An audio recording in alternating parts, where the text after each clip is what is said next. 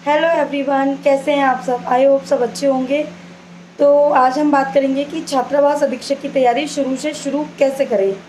बहुत सारी लड़कियों के मैसेजेस आ रहे थे कि दी अब महिला सुपरवाइज़र का रिज़ल्ट आ चुका है और रिज़ल्ट अच्छा नहीं रहा है, जैसा कि सब जानते हैं। तो अब हम क्या किसी और एग्ज़ाम की तैयारी कैसे शुरू करें, और मैं क्या कर रही हूँ, लड़कियाँ ये भी जानना चाह रही थी। तो मैं भी अब छात्रावास अधीक्षक की तैयारी शुरू की है मैंने, और वो धीरे धीरे ही करूँगी मैं अपने लेवल से। कैसे स्टार्ट करूँगी और आप लोगों को कैसे स्टार्ट करना है, तो आज हम इसी टॉपिक पे बात करेंगे। बने रहना मेरे साथ वीडियो के लास्ट तक, और अगर वीडियो अच्छा लगे तो वीडियो को लाइक शेयर ज़रूर करना और चैनल को सब्सक्राइब कर लेना। तो स्टार्ट करते हैं। वैसे भी मैं बहुत दिनों बाद वीडियो लेके आई हूँ, क्योंकि मेरी हो गई थी तबीयत ख़राब, फीवर था और तो गला ख़राब था, तो मैं वीडियो ला ही नहीं पा रही थी। मैं कोशिश कर रही हूँ 2-3 दिन से कि वीडियो लेकर आऊँ, लेकिन मुझे बहुत ही फ़ोर्सफुली बात करना पड़ रहा है। अभी भी मैं बहुत फ़ोर्सफुली बात करके वीडियो बना पा रही हूँ। तो अगर वीडियो में वॉइस थोड़ी मेरी प्रॉब्लम कर रही हो तो उसको इग्नोर करना। तो स्टार्ट करते हैं। सबसे पहले मेरे पास एक क्वेश्चन आता है हमेशा से मेरे सुपरवाइज़र के टाइम से, कि दी नोट्स कैसे बनाएं। सबसे पहले तो आपको छात्रावास अधीक्षक का सिलेबस अच्छी तरीके से पढ़ लेना है। सिलेबस आपको मिल जाएगा, नेट पे होगा, गूगल पे, या फिर आपने किसी इंस्टीट्यूट का अगर कोर्स लिया है तो वहाँ पे भी आपको सिलेबस मिला होगा, क्योंकि अभी इसका कोई ऑफिशियल सिलेबस तो अभी जारी नहीं हुआ है। तो जो भी किसी अदर स्टेट में एग्ज़ाम हुए हैं सुप्रीडेंट, हॉस्टल सुप्रीडेंट के, तो आप वहाँ का सिलेबस देख सकते हो। सिलेबस आपको कैसे पढ़ना है, सबसे पहले तो आपको सिलेबस पार्ट्स में डिवाइड कर देना है कि कितने कितने सब्जेक्ट उसमें आते हैं। सब्जेक्ट वाइज उसको पार्ट में डिवाइड कर देना है। आप एक पेपर लीजिए, उसको 4 या 5 जितने भी सब्जेक्ट होते हैं उनको कॉलम में डिवाइड कर लीजिए कि ये सब्जेक्ट होते हैं। फिर उन सब्जेक्ट के टॉपिक लिखना स्टार्ट कीजिए। एक एक आप टॉपिक लिखिए कि ये सब्जेक्ट में ये टॉपिक होता है। फिर उन टॉपिक को, जो जो इम्पोर्टेंट टॉपिक होते हैं, आप उनको हाइलाइटर से हाईलाइट कर लीजिए। आपको इतना काम करना है सिलेबस में। आपके पास कोई बुक है तो आप उसको टॉपिक वाइज पढ़ना शुरू करिए। स्टार्टिंग से आप एक सब्जेक्ट पकड़िए और एक सब्जेक्ट का एक टॉपिक पकड़िए, और आप उस टॉपिक को लेके एक टारगेट सेट करिए कि मुझे आज इस दिन में कौन सा टॉपिक कंप्लीट करना है, और वो टॉपिक कंप्लीट करना ही है आपको। फिर चाहे आपको पूरा दिन लग जाए, 1 घंटा लगे, 2 घंटा लगे, 2.5 घंटा लगा, जो भी लगे, आपको वो टॉपिक उस एक दिन में कंप्लीट करना ही है। ये टारगेट आपको सुबह ही सेट कर लेना है, क्योंकि मैंने भी महिला सुपरवाइज़र में ऐसे ही पढ़ा था। मैं कोई टॉपिक को जब पढ़ना शुरू करती थी, तो फिर कहीं फंक्शन में जाना हो या फिर कहीं भी कुछ भी काम हो, घर का भी कोई काम हो, तो तब तक मैं उठती नहीं थी जब तक वो मेरा टॉपिक कंप्लीट नहीं हो जाता।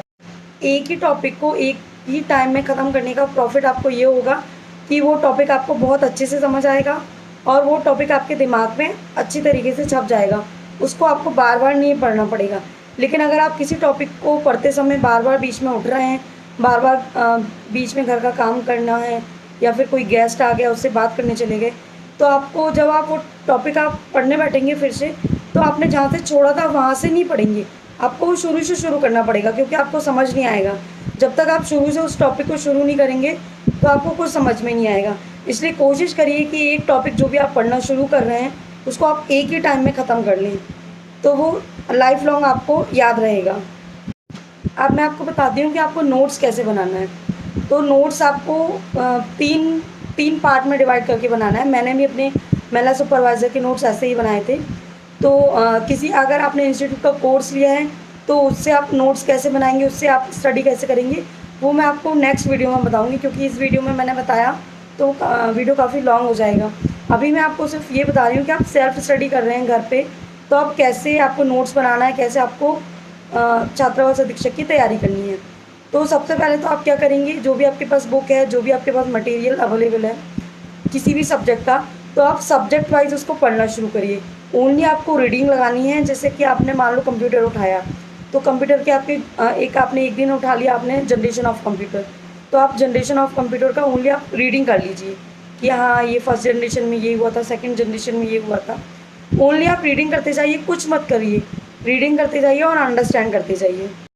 सेकंड पार्ट में आपको क्या करना है कि आपने जो भी रीडिंग की है किसी टॉपिक की, उसी टॉपिक को आपको आप ध्यान से पढ़ना है, और आपको उसमें जो भी आपको इम्पोर्टेंट चीज़ें लग रही हैं, जो भी आपको लग रहा है कि ये इम्पोर्टेंट है, ये एग्ज़ाम में आ सकता है, और उस टॉपिक की जो भी इम्पोर्टेंट थिंग्स हैं उनको आपको या तो नोट डाउन करते जाना है किसी पेपर में अलग से, किसी रजिस्टर में, या फिर आपको हाइलाइटर से हाईलाइट करते जाना है। और कोशिश करिए कि आपने जो टॉपिक की रीडिंग सुबह की है आप उसी टॉपिक का जो हाइलाइटर से आपको हाईलाइट करनी है आप उसी दिन कर लें, क्योंकि अगर आप नेक्स्ट डे करेंगे तो फिर मैं वही बात कहूँगी कि आपको फिर से स्टार्ट करना पड़ेगा। क्योंकि जो भी चीज़ हम एक दिन में पढ़ते हैं और उसी चीज़ को हम रिपीट करके फिर से पढ़ते हैं तो हमारे दिमाग में छप जाती है। और आप चाहते हैं कि हमारे दिमाग में जो भी हम टॉपिक पढ़ रहे हैं वो लाइफ लॉन्ग रहे, तो आपको ये स्टेप्स फॉलो करने पड़ेंगे। थर्ड पार्ट में आपको क्या करना है कि जो भी की पॉइंट्स आपने हाइलाइटर से हाईलाइट किए हुए हैं उनको आपको एक रजिस्टर बनाना है, प्रॉपर उस टॉपिक वाइज उस रजिस्टर को मेंटेन करना है जो भी आपने टॉपिक पढ़ा है। उसके बाद आपकी उसको की पॉइंट्स लिखने हैं कि क्या क्या इसमें इंपॉर्टेंट थिंग्स थी। तो आपको टॉपिक वाइज आपको वहाँ पे आपको नोट्स मेंशन करने हैं प्रॉपर। ये आपके फाइनल नोट्स होंगे जो आपको लास्ट टाइम में जब एग्ज़ाम आएगा तब आपको पढ़ने के काम आएंगे। और ये सारी चीज़ें फॉलो आप हर सब्जेक्ट के साथ करिए, हर सब्जेक्ट के हर टॉपिक के साथ करिए। आप हर एक सब्जेक्ट का अलग अलग रजिस्टर बनाइए, उस रजिस्टर में एक टॉपिक वाइज आप की पॉइंट्स मेंशन करिए। और लास्ट में जब आपके एग्ज़ाम का नोटिफिकेशन आ जाएगा तब आपको क्या करना है, जो भी नोट्स आपने प्रॉपर बनाए हैं उन नोट्स के भी नोट्स बनाना है। मतलब आपने जो भी नोट्स बनाए हैं, जो भी आपने उसमें की पॉइंट्स लिखे हुए हैं, उन की पॉइंट्स में से आपको वन लाइनर नोट्स बनाने हैं, क्योंकि आपको एग्ज़ाम के 1-2 दिन पहले आपको रिवाइज़ करने में हेल्प करेंगे। आप उन नोट्स में से वन लाइनर नोट्स बनाइए और जिस दिन आपका एग्ज़ाम होगा उसके 1-2 दिन पहले आपको रिवाइज़ करने में वो हेल्प करेंगे। तो इस तरीके से आपको एक बुक में से 3 बार नोट्स बनाने हैं। एक बार प्रॉपर हाइलाइटर से हाईलाइट करते हुए, सेकंड आपको की पॉइंट्स बनाते हुए, थर्ड आपको वन लाइनर के फॉर्म में। तो इस तरीके से आप अपने प्रॉपर नोट्स बनाएंगे तो एग्ज़ाम टाइम में आपको बिल्कुल भी आपके दिमाग में उथल पुथल नहीं होगी और आप प्रॉपर रिवीजन कर पाएंगे और आपको कोई स्ट्रेस नहीं होगा। मैंने भी महिला सुपरवाइज़र के एग्ज़ाम में ऐसे ही अपने नोट्स बनाए थे, इसीलिए मुझे एग्ज़ाम टाइम में कोई ज़्यादा प्रेशर नहीं था। तो एग्ज़ाम टाइम में आपको ये बिल्कुल भी टेंशन नहीं होगी कि मैंने ये टॉपिक नहीं पढ़ा, मैंने वो टॉपिक नहीं पढ़ा। और हो सकता है जो भी नोटिफिकेशन जारी होगा, ऑफिशियल नोटिफिकेशन सिलेबस का, तो उस टाइम कुछ नए टॉपिक जुड़ेंगे तो आप उन टॉपिक की प्रिपरेशन भी आप आसानी से कर सकते हो। और अभी आपके पास प्रॉपर टाइम है, अभी कोई नोटिफिकेशन नहीं आया है, तो आप प्रॉपर रीडिंग करते हुए, प्रॉपर नोट्स मेंटेन करते हुए चल सकते हैं, जिससे आपको एग्ज़ाम टाइम में आसानी हो। आई होप आपको वीडियो इन्फॉर्मेटिव लगी हो, तो वीडियो को लाइक ज़रूर कीजिएगा, वीडियो को शेयर कीजिएगा, चैनल को सब्सक्राइब कर लीजिएगा मेरी नेक्स्ट वीडियो के लिए। तो मिलते हैं नेक्स्ट वीडियो में, तब तक के लिए bye bye, take care, thank you all.